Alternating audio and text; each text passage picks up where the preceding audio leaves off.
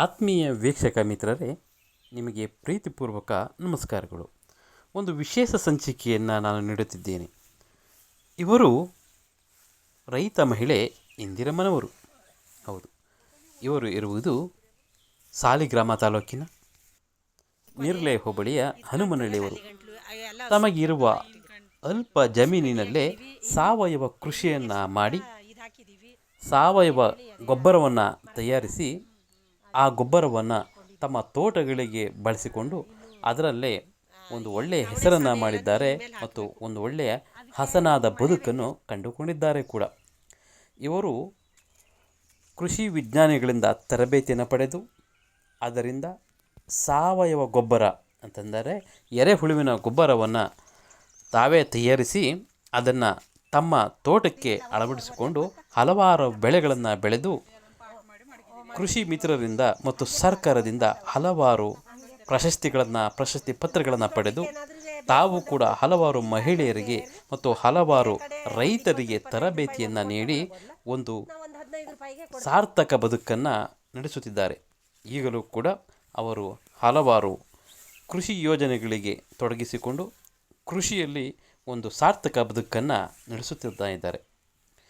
ಇವರ ಒಂದು ಮಾರ್ಗದರ್ಶನ ನಮ್ಮ ಯುವ ರೈತ ಮಿತ್ರರಿಗೆ ಒಂದು ಮಾರ್ಗದರ್ಶನವೂ ಕೂಡ ಆಗಬಹುದು.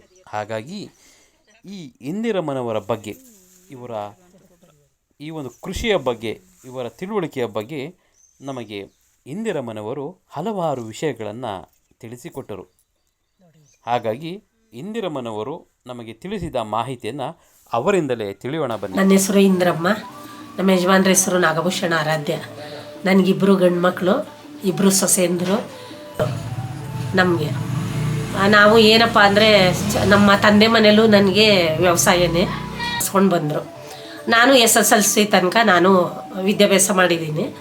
ನೆಲದಲ್ಲೇ ಬರೆಸಿ ಮಾತ್ರ ನಮ್ಮ ಮಹಿಳೆಯರು, ಇವಾಗಿರೋ ಮಹಿಳೆಯರಿಗೆಲ್ಲ ನಾನು ಅಕ್ಷರ ಕಲಿಕೆ ಕೇಂದ್ರ ನಮಗೆ ಪಕ್ಕದಳ್ಳಿಲಿದ್ರೂ ಇಲ್ಲಿ ನಾವು ನಮ್ಮ ಗ್ರಾಮದಲ್ಲಿ ನೆಲದಲ್ಲೇ ಬರೆಸಿ ಅವ್ರಿಗೆ ಅಕ್ಷರ ಕಲಿಸ್ಕೊಟ್ಟಿದ್ದೀನಿ.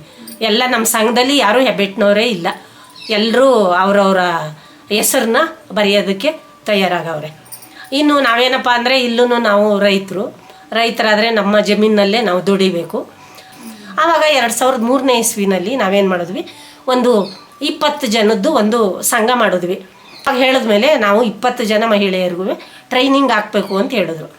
ಆಗ ನಮಗೆ KR ನಗರದಲ್ಲೇ ತಾಲೂಕ್ ಪಂಚಾಯಿತಿಯಿಂದ ಟ್ರೈನಿಂಗ್ ಕೊಟ್ಟರು. 20 ಜನನು 3 ಸುತ್ತೂರಿನಲ್ಲಿ ಇದನ್ನು ನಿಮಗೆ ಟ್ರೈನಿಂಗ್ ಕೊಡ್ತಾಯಿದ್ದೀವಿ ಮಹಿಳೆಯರಿಗೆ, ಒಂದು ತಾಲೂಕಿನಲ್ಲಿ 5 ಜನನ ಕಳಿಸ್ಕೊಡಿ ಅಂತ ಕೇಳಿದ್ರು. ಕಳಿಸ್ಕೊಡಿ ಅಂತ ಕೇಳಿದಾಗ ನಾವೇನು ಮಾಡಿದ್ವಿ, ಸುತ್ತೂರಿಗೆ 5 ಜನ ಹೋದ್ವಿ. ಮೊದಲಾಗಿ ಹೇಳಿ ಹೋದ್ವಿ. ಹೋಗಿ ಅಲ್ಲಿ ಹೋದ್ಮೇಲೆ ನಾವು 5 ದಿವಸ ಟ್ರೈನಿಂಗ್ ತಗೊಂಡ್ವಿ.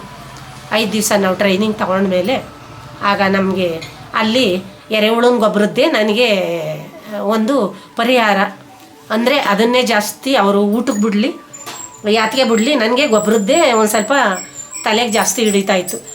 ವೆಟನರಿ ಡಾಕ್ಟ್ರು ಇದೊಂದು ನಮಗೆ ಹಸುಗೆ ಏನು ತಿಂಡಿ ಮಾಡಬೇಕು ಅನ್ನೋದೊಂದು, ಅದೊಂದನ್ನು ಜಾಸ್ತಿ ಕಲಿಬೇಕು ಅನ್ನೋದೊಂದು ಇತ್ತು. ಇನ್ನು ನಮಗೆ ರೈತರ ಬಗ್ಗೆ ನಮ್ಮಲ್ಲೇ ಸಿಗುವಂಥ ವೇಸ್ಟ್ ಎಲ್ಲನೂ ಹಾಕಿ ಗೊಬ್ಬರ ತಯಾರು ಮಾಡ್ಕೊಳ್ಳುವಂಥದ್ದು ಅಲ್ಲಿ ನೋಡಿದ್ವಿ. ಚೆನ್ನಾಗಿ ಎಲ್ಲ ಮಾಡಿ ಗೊಬ್ಬರನ ಎಲ್ಲ ತೆಗಿತಾಯಿದ್ರು.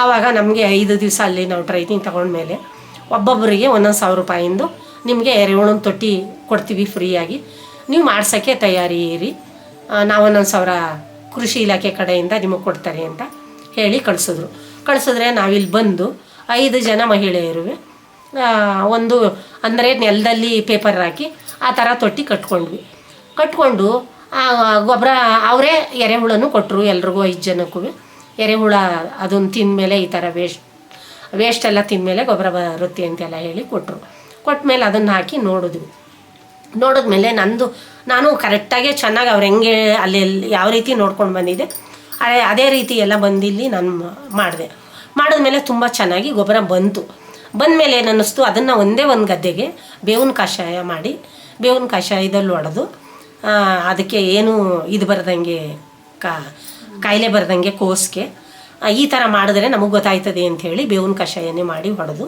ಅದರಿಂದ ಗೊಬ್ಬರನ ಎರೆಹುಳುನ ಗೊಬ್ಬರ ಹಾಕಿ ಒಂದೇ ಒಂದು ಗದ್ದೆಗೆ ಅದನ್ನು ಪರೀಕ್ಷೆ ಮಾಡ್ಕೋಬೇಕು ಅಂಥೇಳಿ ಮಾಡಿದ್ಮೇಲೆ ತುಂಬ ಚೆನ್ನಾಗಿ ಇದನ್ನು ಸಸಿ ಪಟ ಮಾಡಬೇಕಾದ್ರೂ ಇದು ಹಾಕಿದ್ವಿ, ಇದು ಬೇವಿನ ಕಷಾಯ ಹೊಡೆದು ಏನು ಆ ಸಸಿಗೂ ಕಾಯಿಲೆ ಬರ್ದಂಗೆ ಮಾಡಿದ್ವಿ.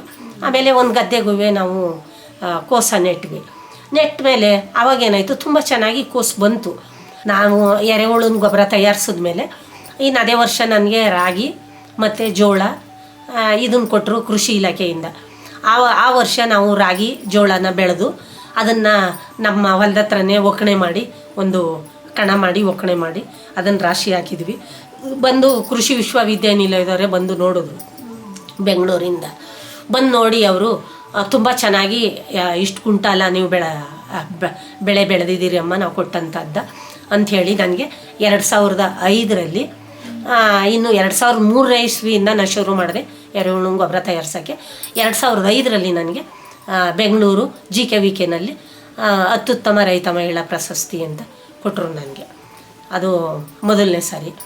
ಆಮೇಲೆ ಇನ್ನು ನನಗೆ ಹಂಗೇನೆ ಎಲ್ಲ ಪರಿಚಯ ಆಗಿ ನೀವು ಯಾವ ರೀತಿ ಮಾಡ್ತಾಯಿದ್ದೀರಿ ಅಂತ ಗೊಬ್ಬರ ಮಾರಾಟ ಮಾಡೋದು. ಆವಾಗೆಲ್ಲ ಒಂದು 4 ರೂಪಾಯಿ kg ಇತ್ತು. ಹಸುಗಳು ಎಲ್ಲ ಒಂದು 20 ಹಸುಗಳು ಎಮ್ಮೆ ಎಲ್ಲ ಇಟ್ಕೊಂಡಿದ್ವಿ. ಜಾಸ್ತಿ ಗೊಬ್ಬರ 6 ತಿಂಗಳಿಗೊಂದ್ಸರಿ ಗೊಬ್ಬರನ ತೆಗೆಯೋದು. ಆಮೇಲೆ ಎರೆಹುಳ ಎಲ್ಲ ಕೊಡಿಸಿದ್ರು ನನಗೆ. ಎಲ್ಲಿ ಎರೆಹುಳ ಹೋಗಿ ನಾನು ತಗೊಂಡು ಬಂದಿದ್ದು ಮಂಡ್ಯದ ಹತ್ರ ಒಂದು ಕೊಡಿಸಿದ್ರು. ಆಮೇಲೆ ಇಲ್ಲಿ HD ಕೋಟೆ ಹತ್ರ ಒಂದು ಅಲ್ಲಿ ಕೊಡಿಸಿದ್ರು. ಎಲ್ಲ ಕಡೆಯಲ್ಲೂ ನಾನು ತಗೊಂಡು ಬಂದು ಎರೆಹುಳನೂ ಬಿಟ್ಟು ಉತ್ಪತ್ತಿ ಜಾಸ್ತಿ ಮಾಡಿದೆ, ಗೊಬ್ಬರನೂ ಜಾಸ್ತಿ ಮಾಡ್ಕೊಂಡು ಬಂದಮೇಲೆ ಆಗ ಎರೆಹುಳ ಗೊಬ್ಬರನೂ ಆವಾಗ 4 ರೂಪಾಯಿ 5 ರೂಪಾಯಿ kg ಇತ್ತು. ಹಿಂದೆ ಮಾರ್ಕೊಂಡು ಬರ್ತಿದ್ವಿ.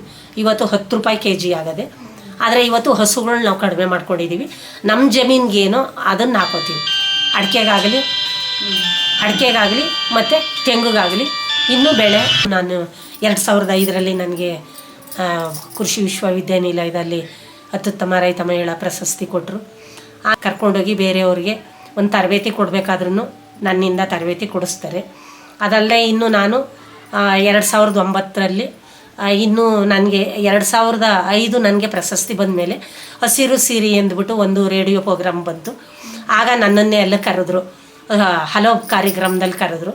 ಆಗ ನಾನು ಹಲೋ ಕಾರ್ಯಕ್ರಮದಲ್ಲಿ ಭಾಗಿಯಾಗಿ ನನ್ನನ್ನು ಮಾತಾಡ್ಸಿಸಿದ್ರು. ಆಗ ನಾನು ಅಲ್ಲಿ ಎಲ್ಲ ಮಾತಾಡಿದೆ ಎರೆಹುಳನ ಬಗ್ಗೆ.